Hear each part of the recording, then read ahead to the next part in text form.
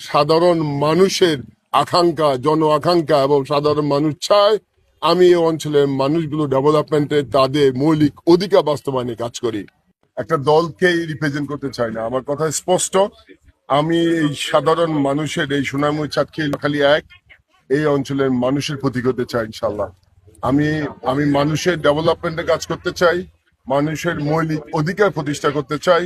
আমরা শিক্ষা, চিকিৎসা এবং আমাদের এই অঞ্চলের মানুষের গৃহহীনদের গৃহ নির্মাণ এবং জিরো ভিক্ষাবৃত্তি যেন আমরা জিরো লেভেলে নিয়ে আসতে পারি।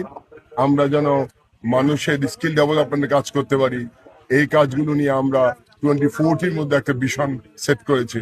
ইনশাল্লাহ মানুষের ম্যান্ডেট নিয়ে আগামী 12ই ফেব্রুয়ারি এই নোয়াখালীকে, এই সোনামুড়ি চাটখিলকে এমন একটা মডেল থানা রূপান্তর করতে চাই যেন এই অঞ্চলের মানুষগুলো গর্ববোধ করতে পারে।